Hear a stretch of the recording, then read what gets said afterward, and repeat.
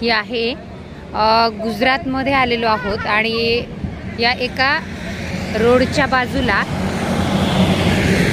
ही तंबाखूची शेती पाहायला मिळते। पहा, ही आहे तंबाखूचे पानं। त्याला जर हात लावला तर असं चिकट चिकट लागते। पहा, जोपर्यंत नजर जाते तोपर्यंत आपल्याला ही तंबाखूची शेती बघायला मिळते। अगदी जवळून त्याचे पानं पाहूयात।